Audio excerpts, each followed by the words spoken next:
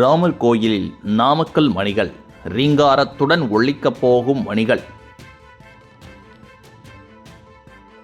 அயோத்தி ராமர் கோயில் கும்பாபிஷேகத்திற்கு தேவைப்படும் 12 ஆலய மணி மற்றும் 36 பிடிமணிகள் நாமக்கல்லில் தயாரித்து அனுப்பப்பட்டுள்ளது.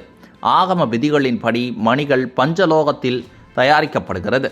தாமிரம், வெள்ளி, தங்கம், வெண்கலம் மற்றும் இரும்பு என்ற 5 வகை உலோக சேர்க்கை பஞ்சபூதங்களை குறிப்பிடுகிறது. மனித உடலில் உள்ள 7 சக்தி மையங்களான மூலாதாரம், சுவாதிஷ்டனா, மணிப்புரம், அநாகதம், விசுத்தம், ஆக்கினை, சக்ஸ்ராரம் ஆகியவற்றை தாக்குகிறது. மணியிலிருந்து எழும் ஓசையில் நாம் ஓம் என்ற மந்திரத்தை உணர முடியும். கற்பகிரகத்தில் இருக்கும் மணியை இறைவனுக்கு தீபாராதனை காட்டும் போதும், இறைவனுக்கு அபிஷேகம் நடக்கும் போதும், உணவு படைக்கும் போதும் அடிப்பதுண்டு. இத்தகைய சிறப்பு வாய்ந்த மணியை ராமர் கோவிலுக்கு செய்து கொடுத்துள்ளார் பெங்களூருவைச் சேர்ந்த தொழிலதிபர்.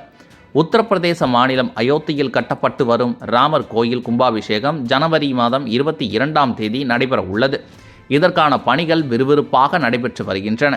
அயோத்தியில் ராமர் கோயில் கட்டும் பணியை இதற்கென அமைக்கப்பட்ட ராமஜென்ம பூமி தீர்த்த கஷேத்ரா அறக்கட்டளை மேற்கொண்டு வருகிறது. இந்த அறக்கட்டளை தான் கோயிலை நிர்வகிக்க உள்ளது. குழந்தை ராமர் சிலை பிரதிஷ்டை மற்றும் கும்பாபிஷேக சடங்குகள் ஜனவரி 16ஆம் தேதி தொடங்கி 22ஆம் தேதி வரை நடைபெற உள்ளன. ராம்லல்லா எனப்படும் குழந்தை ராமர் சிலை பிரதிஷ்டை விழாவை பிரதமர் நரேந்திர மோடி ஜனவரி 22ஆம் தேதி தொடங்கி வைக்க உள்ளார். இதை முன்னிட்டு ஜனவரி 16ஆம் தேதி முதல் மகா பூஜைக்கான சடங்குகள் தொடங்கும் என்று கோயில் நிர்வாகத்தின் தரப்பில் தெரிவிக்கப்பட்டுள்ளது. இக்கோயிலுக்கு தேவைப்படும் 12 ஆலய மணி மற்றும் 36 பிடிமணிகள் என மொத்தம் 48 மணிகள் நாமக்கல்லில் கடந்த 1 மாத காலமாக தயார் செய்யப்பட்டது. அம்மணிகள் நாமக்கல் ஆஞ்சநேயர் கோயிலில் பூஜை செய்யப்பட்டு பெங்களூருக்கு லாரிகள் மூலம் அனுப்பி வைக்கப்பட்டுள்ளது.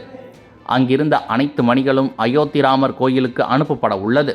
கோயில் கும்பாபிஷேக தினத்தன்று இம்மணிகள் அனைத்தும் அங்கு ஒலிக்க உள்ளன.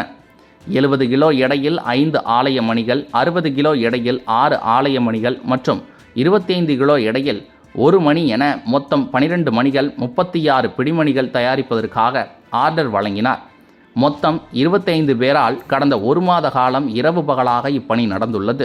மணி தயாரிப்புக்கு காப்பர், வெள்ளி, துத்தநாகம் ஆகிய உலோகங்கள் பயன்படுத்தப்பட்டுள்ளன.